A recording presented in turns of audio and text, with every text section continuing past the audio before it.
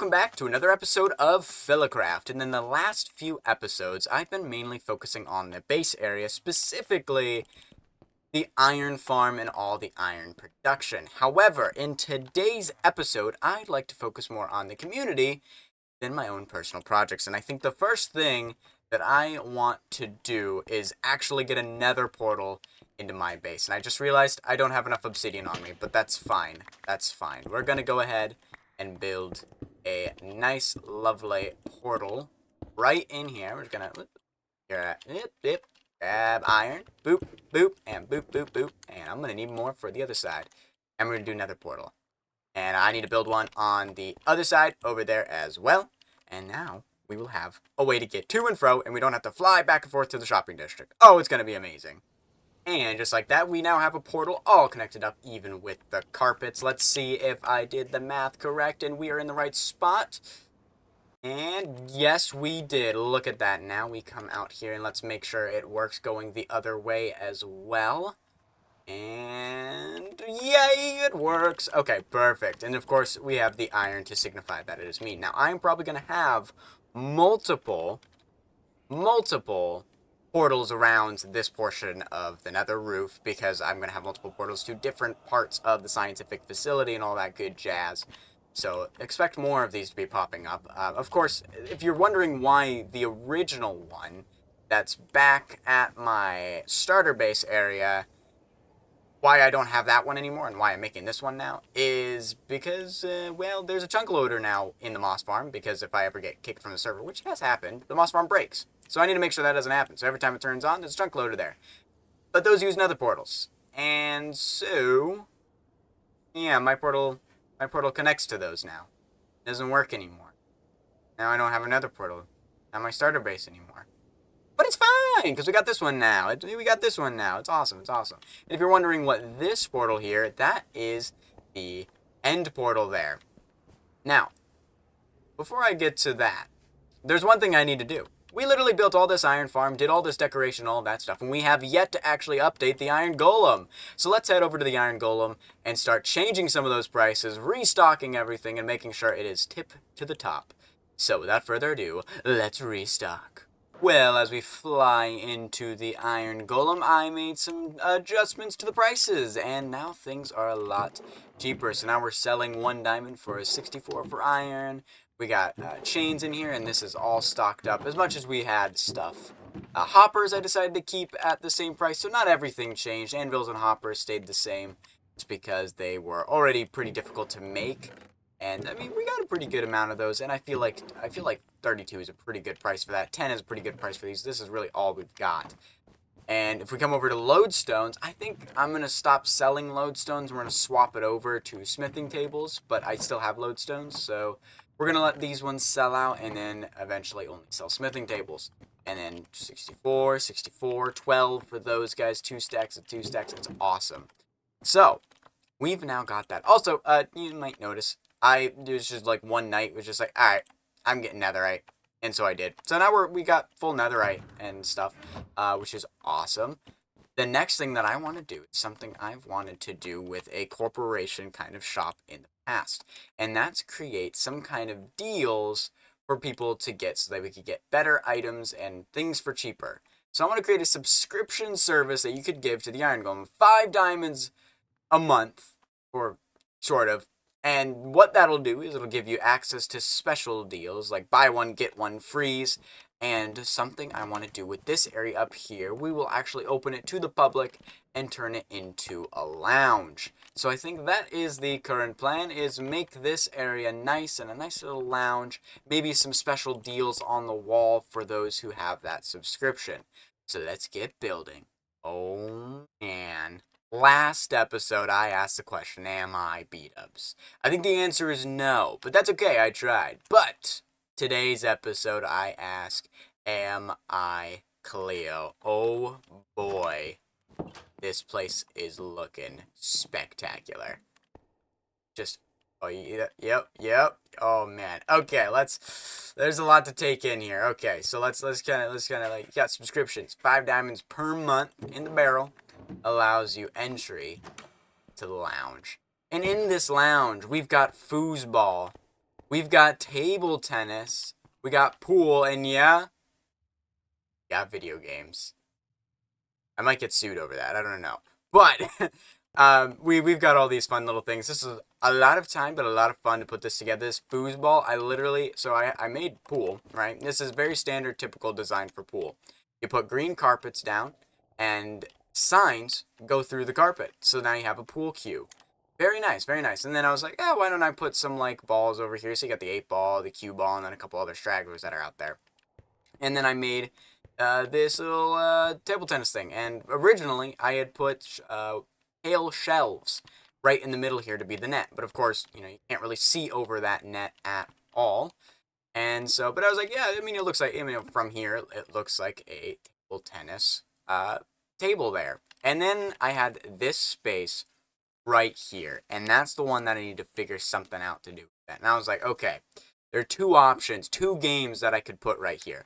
One option was air hockey, and the other option was foosball. And so I said, well, we have armor stand magic. Why don't I go ahead and make foosball? And you might be saying, well, there's a lot going down. Let me break it down for you. So the floor is made out of tiles, deep slate tiles, but it's actually armor stands as well, so I could lower it.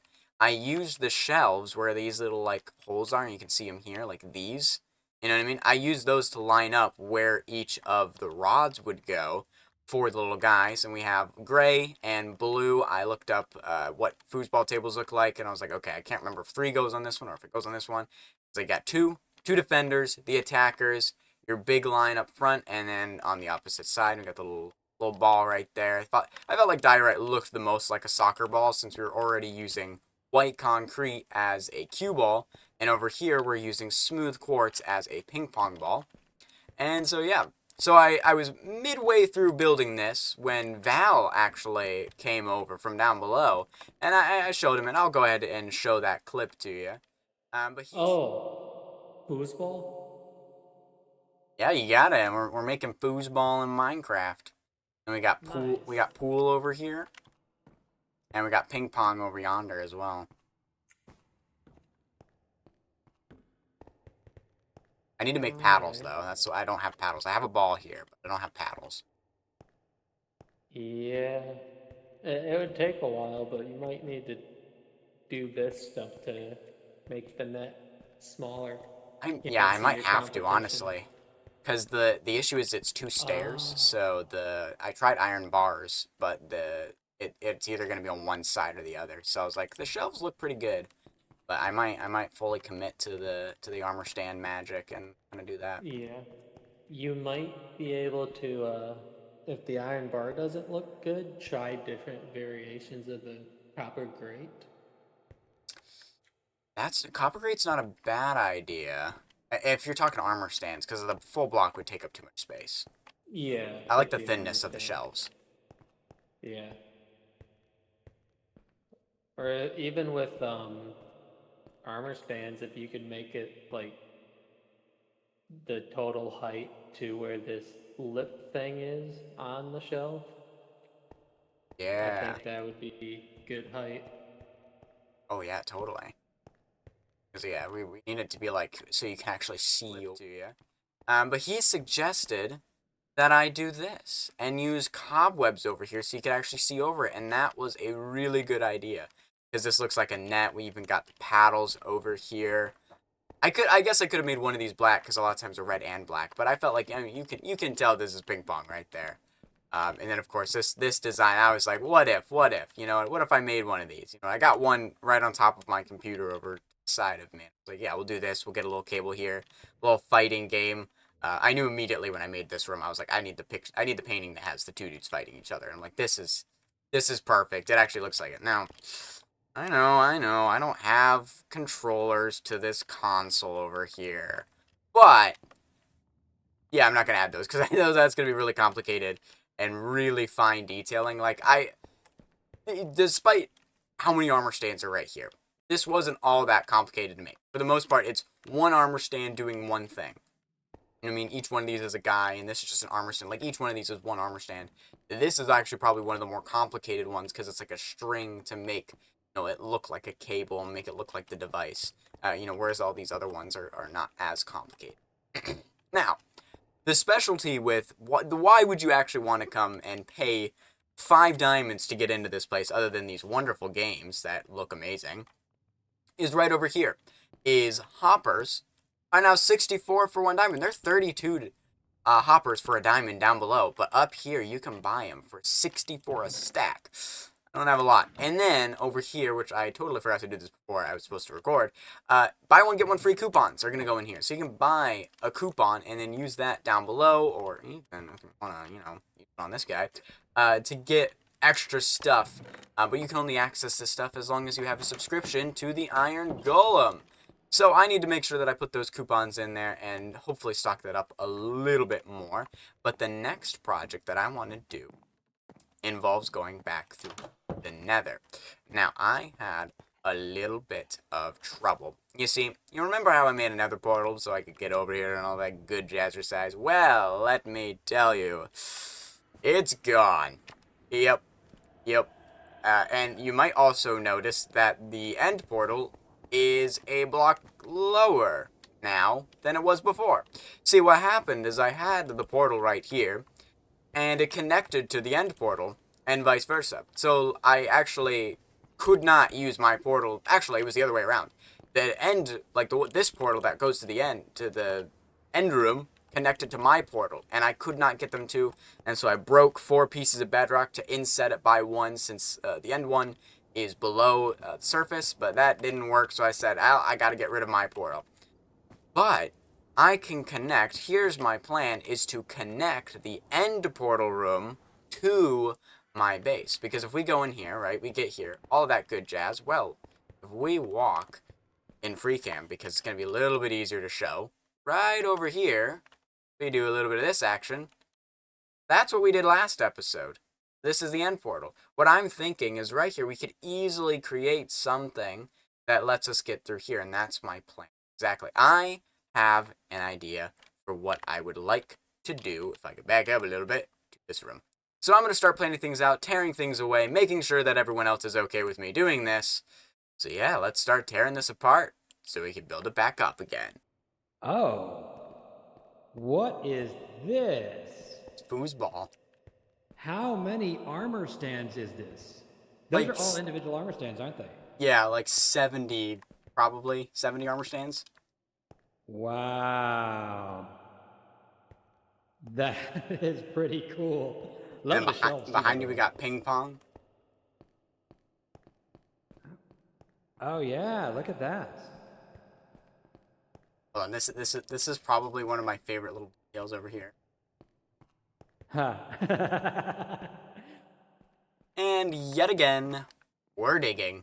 We've dug another little bit of a hole. Luckily, not one as big, but still had to contend with the deep slate layer. So let's walk through exactly what you're looking at here. So we've got this entrance here, right? We're gonna leave this gap here because this is based off of a movie. I was looking through the clip. I don't know if I already mentioned it, but I'm gonna base this off of National Treasure. And so there's a scene where they go through and they're almost at the end. And it's the old rickety wooden stuff, which is this area. And then they get to the elevator, which we don't have enough space for. But we've got this little hole opening. And they get stranded here. And then they end up going into this room, which has a bunch of different things.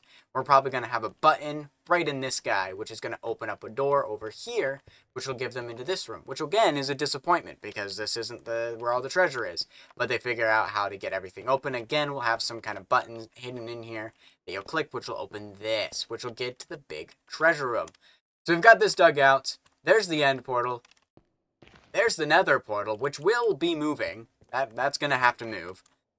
So yeah, we got some wireframing. So basically what you're looking at here is where the stone bricks are, where we're going to be building blocks and stuff. So this is going to be a railing right over here. And this netherrack, in the movie, they actually light up the entire treasure room using fire. So I'm going to do something similar, where right along the stairs, we're going to have fire kind of going through. And so the stairs are going to come down here to a platform layer, and then it's going to go back to that wall, and then it'll basically do the same thing again, where it goes to a back wall, and then again, the last wall. And so in between all of these sections, kind of in this like middle section here, we're going to put a bunch of shelves that are going to be holding a bunch of different treasures and gold and whatnot. So I need to figure out what block palette to use, because I actually can't tell what it looks like in the movie, because, like, it's very orangey, so I can't tell if it's limestone, actual stone, if I should use granite, sandstone, or regular stone.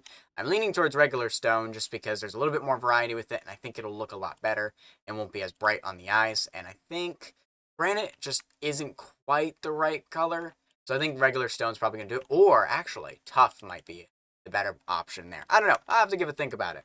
But I'm going to make these platforms here so I know what I'm doing and figure out exactly where walls are going to go and where floors and ceilings are also going to go. And this is the all of just random stuff that I got and some of the junk that was left behind. So, let's start figuring out what we're going to be doing and what exactly we're going to be building in this spot. Well, I haven't started on these rooms yet, but I did start on the room for the actual end portal because that's where people are going to be moving in most. And this is what we've got so far. And I think it's coming together really well. So decided to go with the stone bricks, mainly because I think the tuff was a little too green. But also, the end portal just looks really good next to stone bricks because of the stronghold. So I think it looks pretty good like this. Now, it's not going to stay all this mesh one color. This is just kind of the first pass of where I need to know where everything is going to go so I know where to actually put the texturing and all of that into it. So let's just dive into what's going on over here. So we got fire on the sides, which I think looks really good. This is actually keeping the entire place fully lit up, so no mobs can actually spawn in here. Because fire, we have fire tick turned off, so these will, I mean, they're on netherrack anyway, so they'll burn forever. But they won't burn the wood because of fire tick being off, which is very nice. Going around to the corners, oh, not the corners, but yeah, you know, we got these. We got little platforms here for all of the like treasure and stuff that's gonna sit on. So each one of these, and then down here is an extra platform for the extra space. Can't put one on the side because we got this old rickety staircase that is literally falling apart. I really like the way this came along. You know, you get on it and you're like, I don't know if this thing is gonna stay together while I'm on here, and I really like that vibe. But up here is where the nether portal is, and yes, it does connect to the one on top. So I'm thinking most people are probably gonna come out here and jump right into the portal. I have tested it. It does work. But yeah, so I think this is looking really good. The next step is the texturing phase. I want to go through and apply a lot of the texturing and probably get a big chandelier kind of right in the middle here. Probably centered right here.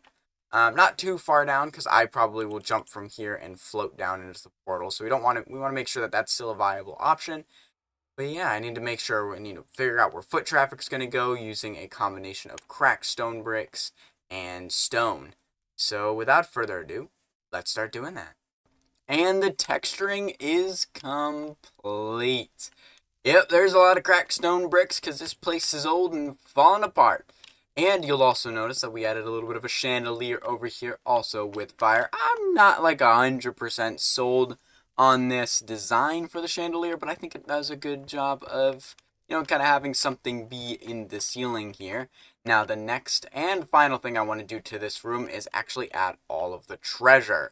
So I'm going to place this netherrack right here, walk into it, and just like that, we now have a treasure room. Yep. Look at that. It's honestly probably not as exciting as you thought it was going to be. I'm going to be real with you. I didn't actually know what details to add. So, you know, we got piles of gold and then a little bit of raw gold. I had very little raw gold. So we just kind of plapped it around and we put some, you know, maybe these are plates or just little bits of gold. And we got a piece of armor and some golden thingies that are on the floor. I guess I could put more of those around.